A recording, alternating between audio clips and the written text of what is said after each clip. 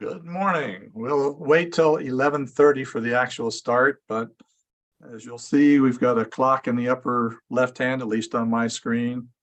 And as you know, that's your entire time, including your rebuttal time. The yellow light will come on. If it's not readily obvious to you, I may remind you to let you know that you're into your rebuttal time. And with that, now that it is 11:30, welcome to a session of oral arguments in front of the 5th District Court of Appeal. I'm Judge Jim Edwards. I will be presiding. I'm joined by Judge Scott Makar and Judge Joe Boatwright on the panel. We have one case on this video conference oral argument, and that's Amber Bratch versus Joseph Bratch. And I invite y'all to correct the pronunciation if I got it wrong. It's case number 22-2029. If you have a phone or other noisemaker, please put it on a vibrate or silent. Don't turn it all the way off, because if we lose you, that's how we're going to get you back. So as soon as counsel for the appellant is ready, we can proceed. Good morning. My name is Elizabeth Harris, and I represent Amber Bratch. If I could, I've reserved 5 minutes for rebuttal. I'd like to center my presentation on 3 points regarding the relocation issue that we presented in our briefs. First, the three that I'd like to center on is the trial courts putting relocation on the table at the time of trial in May of 21, the interpretation and application of the relocation statute, and finally the trial judges ordering, under the authority of the relocation statute, ordering the mother to return to Florida. Now, in a little recitation of the facts might be helpful, in the sense that they just put a time frame on things. The petition for dissolution is filed in October 19th of 2018. In May, and I believe it's February of 2019, we have 2 factual determinations by the trial judge that relocation is not an issue. The mother has moved prior to the filing of the dissolution of marriage. So that occurs in 2019. In 2020, in January 2020, and I believe this is a significant fact, the parties enter into a stipulation for appointment of a social investigator. That social investigation is detailed what the investigators to look at. Relocation is not mentioned there at all. We know from the deposition in the record that had the investigator been tasked with examining the relocation factors, it would have been in the order. He testifies, or in his deposition, that he viewed this as a non-relocation case. Relocation was not in the stipulated order. And so he proceeded forward as though it's not a relocation case. That deposition occurs in 2021. 2021, that's right, in 2021. That deposition occurs then. So we have the morning of trial comes, and the judge decides that relocation is now back on the table, and the court, the briefs discuss the authority of the court to reconsider, and that's not the contention that we have, is that the court could not have reconsidered. However, our position is that the court would have to have reconsidered, one, within the scope of its judicial discretion, and secondly, there's no invocation of the court's authority to reconsider. There's nothing presented. What we have at that time of trial is a factual determination that's never challenged. Also, to backtrack just a bit, after the, I believe it's the May 2019 order where the court finds relocation does not apply, there is a motion for reconsideration filed, but it doesn't challenge that finding. It's on another aspect of the order. So we fast forward to 2021, and the court says, well, if a party relocates, I don't have the authority to allow the relocation. But the court's coming from the court's not factoring in that there's a prior factual determination. So his finding at that point, any evidence related to relocation simply would have been irrelevant, because relocation's not on the table. There's no pleading to relocation. The introduction of that evidence would have been irrelevant. So, Ms. Harris, is the trial court able to take that up on their own without a pleading from the other party? I believe that the answer to your question, I think, would be couched in terms of the discretion of the court, because while the court has that, may reconsider and may do it sua sponte. And here, the principal part is it's the morning of trial, so there's no notice to anyone. And I would suggest to you that continuance does not solve the problem because of the social investigation. You can't fix the social investigation that the other side agreed to. Remember, it's a stipulated order. They agree what the task of the social investigator is going to be. The two parties agree, and it doesn't say look at relocation. And it becomes critical because throughout the remainder of the proceedings, there's an effort to discount the social investigation. And actually, there's requests on at least 2 occasions to strike it because it doesn't consider relocation. So while the answer to your question is, I believe the court can sua sponte reconsider it. The larger question in my estimation is, can the court do it with no notice on the morning of trial, require the other side to amend their pleadings that effectively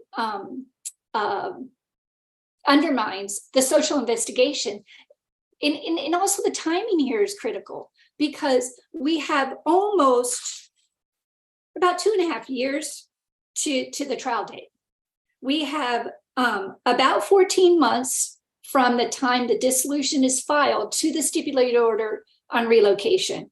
We got about a year from the time the court makes the first finding that there's no relocation involved.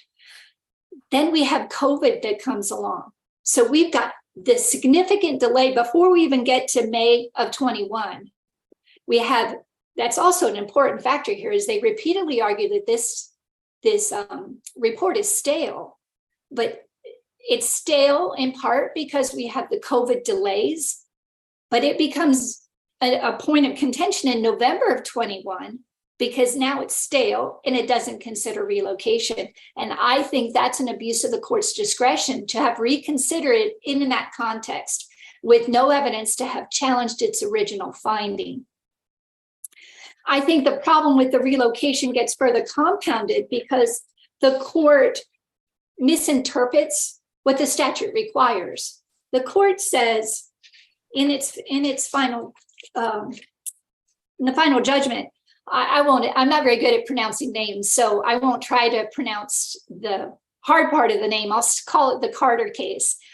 In the order, the judge says, equates what the statute says to legal domicile. And the important part that the court quotes from is, the court says a change of residence is accomplished and becomes effective when there's a good faith intention to establish it, coupled with the actual physical move to the new residence. This is so because legal residence consists of concurrence of both fact and omission. So that the court says here, where the statute doesn't say legal residence or legal domicile, it says principal place of residence. And there's case law coming out of this court that says residence, you can have multiple residences. You can have temporary residence, you can have multiple residence, and what it amounts to is a question of fact. It's actual presence. The intent comes in when you're trying to establish legal residence. So the court here makes a determination that the statute requires something, if not exactly, a legal residence or a legal domicile. And that's not this legislature, that's not the language the legislation used. The legislature plainly says relocation involves a change in location of principal place of residence. Had the legislature wanted it to be you're in a legal residence or a legal domicile, it could very easily have said that, but it specifically references residence. And the case law out of this court says residence equals actual presence. It does not talk about, and just to expand a little bit on the legal domicile or legal residence, that's talking about something that is a fixed or permanent home. And it is clear that the case law talks about there has to be an intent there with a legal domicile to form a fixed permanent home with the intent. That's vastly different than what residence is defined both under the statutes when we're talking about residence for 6 months residence for filing a petition for dissolution in Florida. The case law has looked at that portion of the statute, and I think it's 61021. I think that's the statute number, but they've talked about how that's actual presence in Florida. They don't equate it to a legal domicile. So I think in doing what the court did, the court has taken the language of this or added to what the legislature expressly provided in the statute and changed that. I would also suggest to you that the facts simply don't support that she moved or she changed her intent. If we're going to talk about the intent, I think that the findings that the court makes in its final judgment are not supported by the record. If we're going to go that route, and I would suggest that this court doesn't need to do that, this court can say, not only did the court abuse its discretion in permitting the resident or the relocation to become an issue in light of the passage of time, it's the morning of trial. And most importantly, that social investigation, there's simply no way to correct that, because I also want to point out that in the deposition as well at trial, the social investigator says, I couldn't have come back and worked on this family again. I couldn't have done that. So these parties who paid $8,000 for a social investigation now have an issue, a significant issue placed on the morning of trial with respect to relocation that they have not done. And now the other side takes advantage of that and moves to strike it. And in fact, the court really does not consider much of what's in that social investigation, and to the detriment of the mother here. Finally, with respect to the court requesting that the mother relocate to Florida, it's clear in the final judgment that the court says that time sharing is dependent on the mother being physically present in Florida. Repeatedly, the court says, I believe if it's paragraph 51 of the final judgment, that the mother is ordered to relocate her residence to Florida. The relocation statute talks about what a trial court can do in the event a child is not returned, but the statute does not authorize a trial court to require a mother or father to return to Florida. And it's evident from the statute, from the final judgment, that the trial judge contemplates the fact that the mother, as a result of that order, will be unemployed. And I think that sort of goes without saying. We all would understand that if she's ordered to leave Maryland, she has to lose her job in Maryland. And that's exactly what the court contemplates in there. Counsel, if I could ask a quick question, it goes back one step on your argument. The principal residence issue, I guess your position is that your client established the principal residence in Maryland before the filing of the petition. So what facts would support that, and why was it an abuse of discretion for the trial court to hold otherwise? Well, I believe that, and perhaps I've misunderstood your question. I believe in finding that the mother moved after the filing of the dissolution of marriage. I believe that's not supported by the evidence. In the positions, where I would rely on that is we have evidence that she takes everything. She has a packed car. He himself says, I didn't think she was coming back. She probably wasn't coming back. She develops a safety plan with the counselor to exit Florida. She has a credit card that she takes, that she's given to a neighbor that she picks up before she goes. The court makes much of what appears to be some equivocation in the exchange of text messages on October 18th, but I think it's clear from that text message, coupled with the mother's testimony, that she says, once he says, we are going to live in the house together and I'm going to put cameras in the house, that's what we're going to do. And she says, that seals the deal. I'm not coming back. That's the October 18th. The dissolution is filed on the 19th. If where it becomes jumbled up is where the trial court now is saying there had to be an intent when she left Florida. And I would say that's not what the statute requires, an intent when she left Florida. She doesn't have to have an intent, in my opinion, she doesn't have an intent at all. And because that confuses the change in principal residence and makes it a legal domicile. And he relies on those cases. We know that's what the trial judge is doing because he relies on that case. Once she testified, that sealed the deal. I think those were her exact words. The proposal that cameras would be in the house and they would share the house. She says, I'm done. That seals the deal. I'm not going back there. The dissolution is filed the next day. That's where I believe the evidence supports, not the trial court's finding that she did not make the intent until after October 20th. I think there's no evidence to support that she decided that after October 20th, as the trial court found in the final judgment. Under the circumstances, what remedy do you think you're entitled to for your client? I believe that the relocation it was abuse of discretion for the court to put relocation on the table. In that instance, I think we have to have a remand for determination of a long distance time sharing, which was what was presented or asked from the onset, a determination of a long distance time sharing plan.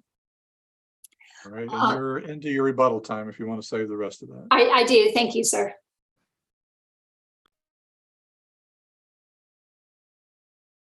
All right, counsel for the father. May it please the court, Erin Newell with Florida Appeals. We represent the father. All of the court's rulings that are challenged in this appeal are subject to the court's discretion. The court did not abuse its discretion in denying the mother's petition for relocation, nor did the court abuse its discretion in allocating the mother's share of the mortgage payments and other house expenses to the father as part of equitable distribution, nor did the court abuse its discretion in denying the mother's application for attorney's fees under 6116. The mother only focuses on the relocation issue, so I will tailor my response to that in front of this court. Judge Boatwright, I think, hit the nail on the head when he asked the question, can the court take up relocation on its own? And Ms. Harris had to concede that, yes, the court does have inherent discretion. It may sua sponte reconsider any of its interlocutory rulings at any time. The argument that the nature in which the court readdressed this issue somehow exceeded the scope of its discretion is incorrect. The court was very conscientious and actually did grant that motion for continuance. The timeline that Ms. Harris refers to points out that continuance was granted in May of 2021, and trial did not commence until November, the end of November, nearly December. So there was a 6-month period of time. And during that time, the amended petition was in fact filed. So the court did not abuse its discretion in reconsidering its interlocutory ruling regarding the applicability of the relocation statute. In terms of the court's interpretation and application of the statute, the question of the relocating party's intent is central to the relocation statute. Before the relocation statute was rehauled in 2009, the relocating party was actually required to file a notice of intent to relocate. Now it's called a petition for relocation, but I don't think anyone can question that the legislature had the party's intent in the center of its mind when it was writing section 6113.001C, which specifically details all of the requirements that the petitioning party must state about their intended location, their intended address, all of these things that they are meant to form before they actually move. And that's the purpose of the relocation statute. When a party desires to relocate after they are subject to the court's, after there's been a petition that's been filed for time sharing or parental responsibility, any of those things, the relocating party has to ask the court's permission and has to make a case if the other party doesn't agree for why the relocation should be granted. And it is the relocating party's burden of proof to make that case. In terms of the court's reliance on the Carter case, the court did not err in looking at the reasoning of the Carter case. The court does not actually state in its order legal domicile. It is talking about the primary residence. In paragraph 30 of the final judgment at page 3562 is very clear that what it was looking for was intention plus actual physical move. And that is on all fours with the plain language of 61-13001, because the language of the statute is the primary indication of the legislature's intent. The court got it right in this case by looking at intent of the party. Moving on to, Judge Makar had asked about, what about the court's conclusion about the mother's relocation after the petition? How does the court abuse its discretion in that regard? The court sets forth very detailed, for about 2 pages, of all of the fact findings that it relied on in determining that the mother had not relocated until after the petition was filed. Those fact findings are supported by competent substantial evidence. Ms. Harris has not argued that any single one of those multiple fact findings were not supported by the record. They are, in fact, supported by the record. They're supported by the testimony of the party's neighbor at the time. They're supported by the testimony of the father, the text messages that were going back and forth, and most importantly, and this is something that the mother has relied on heavily today, the social investigator. Dr. Goodwin's testimony actually states that based on the data that he had collected, a finding that the mother intended to relocate before the petition was filed would be inconsistent with that data. Dr. Goodwin's opinion on the relocation issue when asked to give one was that the mother did not intend to relocate until after that petition had been filed. All of these bases are supported evidentiary facts that the court properly considered, and it did not abuse its discretion in determining that the former wife did not relocate until after the petition was filed. Even if we were to accept this position that the court erred in considering intent, and even if the court's findings were not supported by the record evidence, there's still another basis for this court to affirm that finding, and that's the plain language of the statute. Now the statute defines residence as having been consecutive for 60 days and not for the purpose of vacation. So we have the mother's own testimony during trial. It's at page 72 of the transcript, where she admits that she was there for vacation. She had only been there 7 days. So a relocation cannot take place per the plain language of the statute until the party has actually been in the new place for 60 consecutive days when they're not. Was that Yes, sir. the version of the statute in effect at the time of the trial? Yes, that is correct, Your Honor. Yeah, and that's the definition of relocation under the current version of the statute. What about So- when the judge made the original ruling? Was that statute in place? I believe so. The statute was overhauled in 2009, and I'm going back, 2018 petition for dissolution. As per the facts, February 2019 was the original finding that the interlocutory finding that the relocation statute was not at issue. And then the court reconsidered its interlocutory ruling and determined that it was going to consider whether relocation applied in that May of 2021 hearing, as Ms. Harris points out. But again, 6 months later, after the filing of an amended petition, which put relocation at issue, the court went ahead and looked at all of these facts and determined that based on the testimony and all of the facts before it, the wife did not relocate until after that petition was filed. For those reasons, it did not abuse its discretion. In the last issue that has been raised today is that in ordering the mother to return to Florida, the court essentially abused its discretion. The court did not abuse its discretion because the court was following the language of the statute. We have to go back again and look at the actual language of the statute. And the way relocation is now defined is it's defined in terms of the parent's location. When we look at paragraph 51, it's very clear that the court is tracking the language of the statute. And I'm going to quote directly. When the respondent, it's about halfway through paragraph 51, the respondent is ordered to relocate her residence to Brevard County, Florida, no later than 30 days after the final judgment. That sentence, standing alone, is simply tracking the language of the relocation statute and the definition of residence. It's now tied to the parent's primary residence rather than the location of the child as it had previously been done.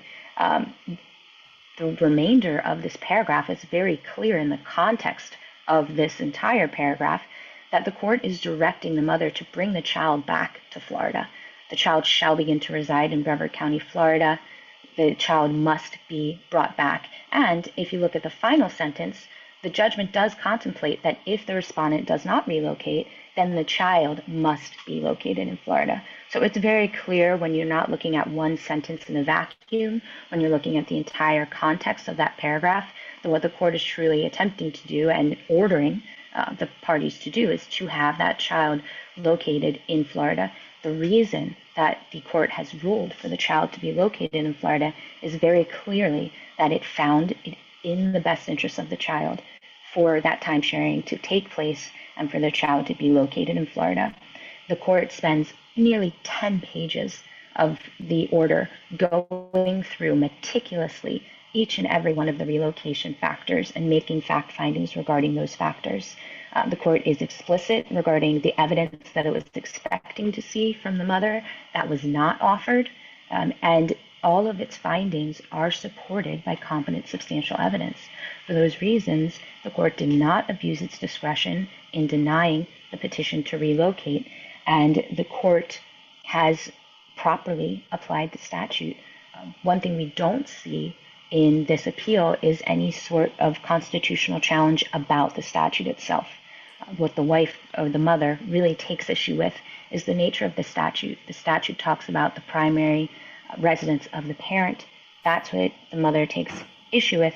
She did not challenge the constitutionality of the statute in the trial court. She hasn't challenged the constitutionality of the statute here.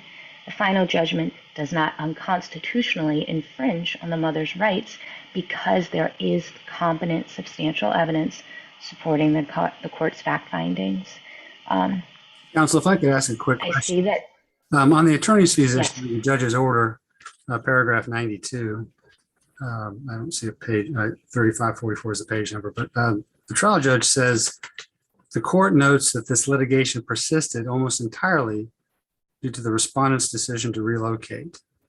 I believe based upon that finding, at least in substantial part, basically said, each going to bear your own attorney's fees. Is that accurate? What percentage of the $170,000 of attorney's fees that the parties have spent at the trial level was due to the relocation issue?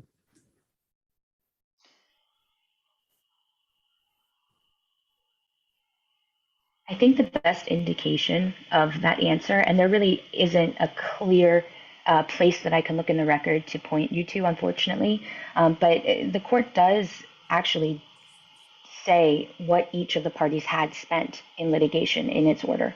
So paragraph 84 and paragraph 85 indicate that the father had spent half, essentially, not completely half, but nearly half of what the mother had spent on attorney's fees in litigation.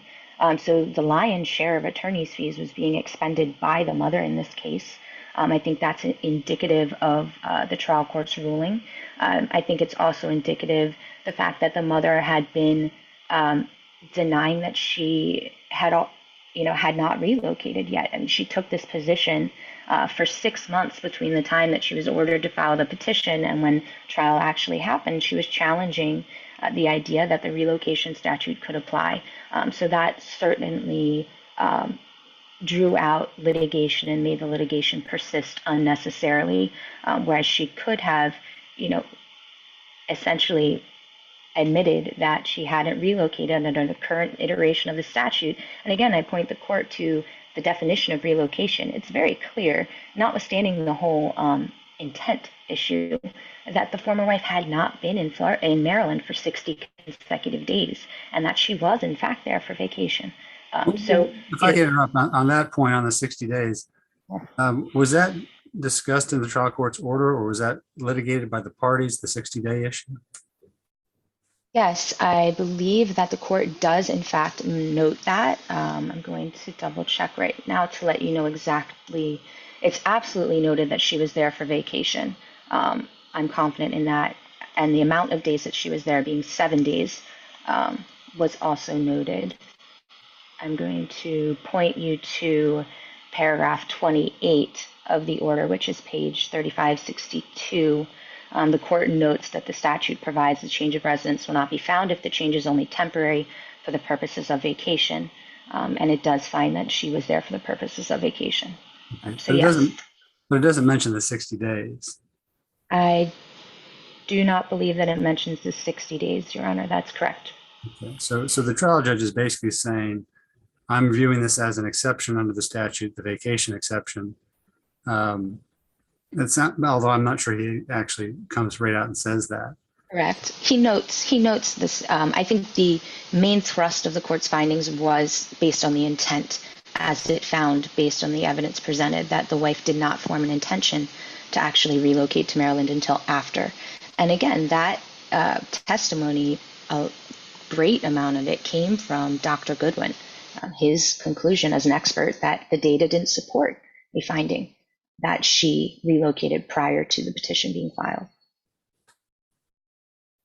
So, in terms of the attorney's fees, I did want to just revisit that because I feel like I may not have fully answered your question. I do want to note this case does differ from the case that the mother relies on. She relies on a Kari, which is a 50 case from 2013. Essentially, the mother is saying that the former wife had to pay her parents back. And that's what they really rest their hats on. And they contend that the evidence was uncontroverted. What the court found is that the evidence was uncorroborated. The trial court is in the best. Was there anything to rebut? Was there anything to rebut I guess her mother testified that she had loaned her money, correct? Was there anything that was presented that rebutted that? Presented by the father, not necessarily, although the father did on cross-examination get some information from the mother's mother, in which she admitted that all of the debt that was accumulated was in the form of credit cards, and the credit cards were not in the mother's name, they were in the parents' name.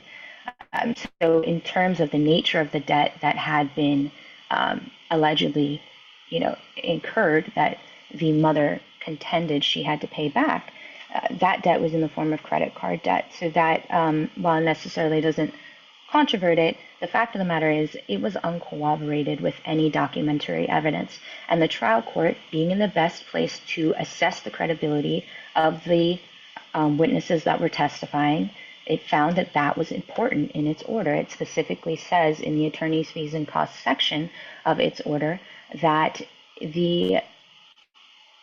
there was no corroborating evidence other than her mother's testimony of a specific obligation to repay that money. That, in light of the entire equities of the case that the trial court clearly considered per its final judgment, should require this court to affirm, because there is no abuse of discretion in the trial court's findings. Finally, with the last few minutes I have, I would like to touch upon the court's allocation of payments to the father. The mother's half of those marital home expenses, the mortgage, were credited to the father. The mother relied on a 5th DCA case, Cortez, which reversed an allocation for 3 very specific reasons, and all of them just simply do not apply here. The first reason was that the husband didn't request a credit in Cortez. Here, the husband clearly pled entitlement to a credit. There was no point in time where the husband conceded or withdrew or stipulated to paying those expenses without receiving a credit. So he maintained that prayer for a credit for that relief. Secondly, in Cortez, the husband was generally responsible for paying the mortgage by virtue of being, quote, the primary breadwinner.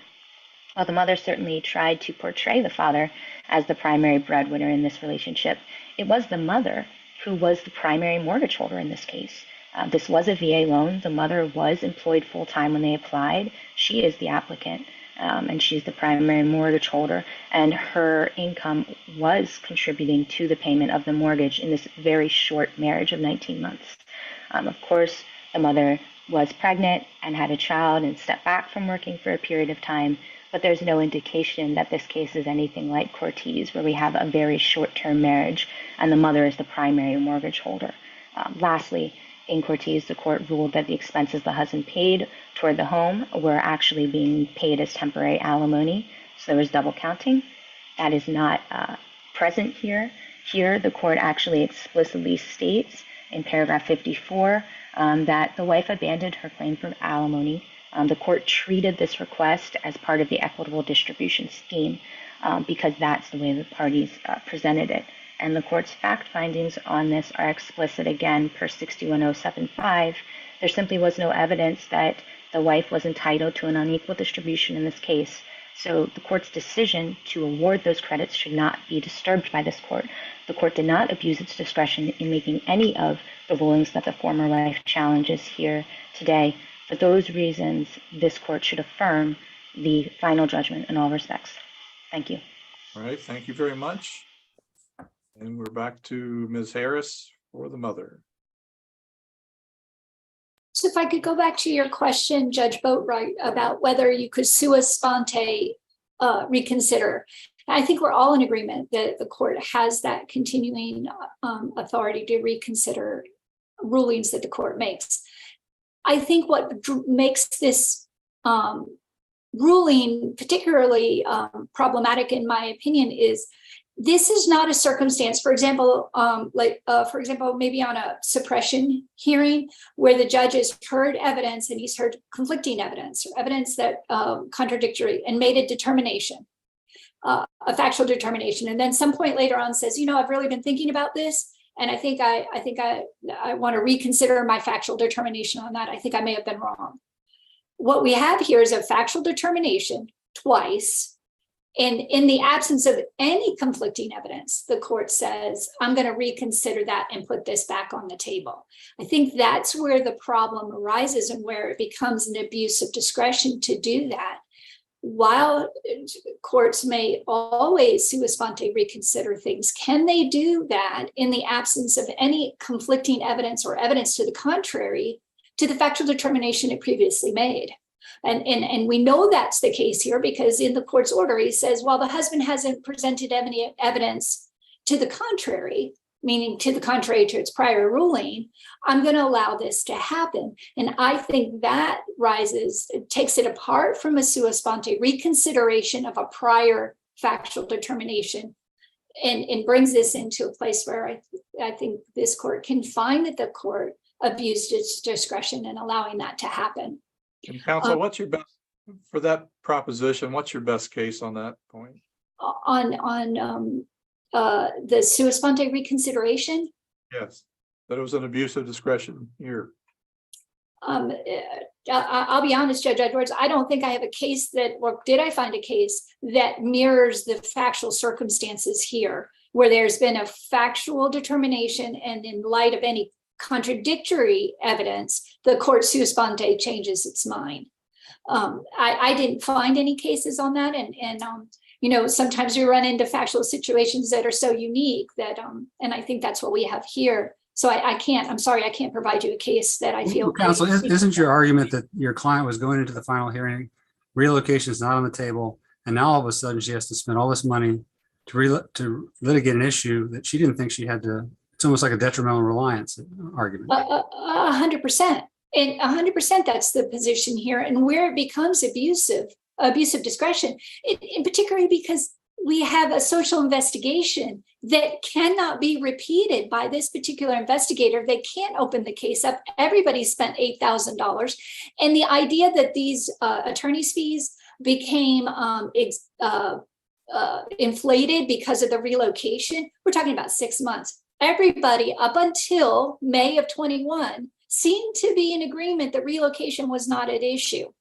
Everyone, including the father, because we can see it through all as the case progressed, no one's bringing up relocation. And the idea that the father's attorney says at the hearing, it's not my job to correct the trial court's findings of fact when it's making, and it's precisely what he should have done long prior to that day. So when the court then comes in attorney's fees and says, well, this got this high, or most of this was spent on the relocation, when that's not really the case, there was no question of relocation up until May of 21. Nobody was operating from a place of we're disputing relocation. The court clearly found relocation was not applicable. And I want to kind of circle, I don't know how much time, I have no time left. So with that, I will rest on my brief. Thank you very much. All right, thank you very much. Well argued, well briefed, and we will be in recess. Thank you very much. Good afternoon.